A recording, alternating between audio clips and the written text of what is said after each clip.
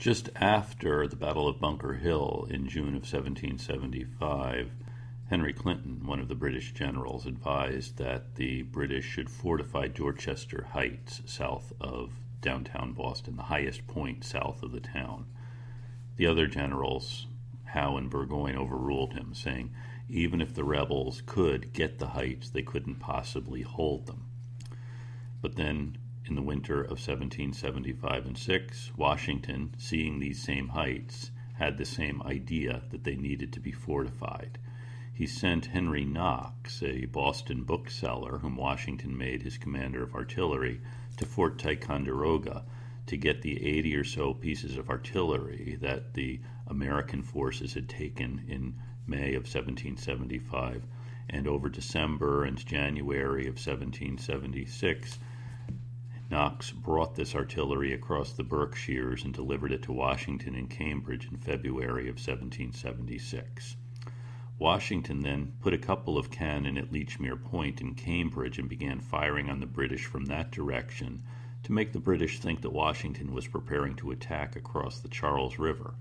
But meanwhile, General John Thomas, from his headquarters in Roxbury, was having men cut down trees to build defensive fortifications, and on the night of March 4th, 1776, Thomas and about 1,200 men brought these fortifications, along with pieces of artillery, by ox cart to Dorchester Neck and placed them on top of Dorchester Heights. On the morning of March 5th, when Howe awoke, he saw that there now were heavy artillery pointing down at him from Dorchester Heights, bringing the British fleet in Boston Harbor, parts of downtown Boston, as well as Castle Island, within the artillery range of the American forces. Howe prepared an attack to storm the heights. Washington exhorted his men, asking if these men of Boston would allow the British to triumph on the 5th of March. And of course they all knew the significance of the 5th of March. It was the anniversary of the horrid massacre, which had been observed every year since 1771 by solemn commemorations in the town of Boston. And of course these men of Boston would not allow the British to triumph on that day. They never really had the chance to put this to the test, though, because a northeast storm blew up, preventing Howe's men from landing, scattering most of the boats, and Howe realized he had no choice but to evacuate Boston.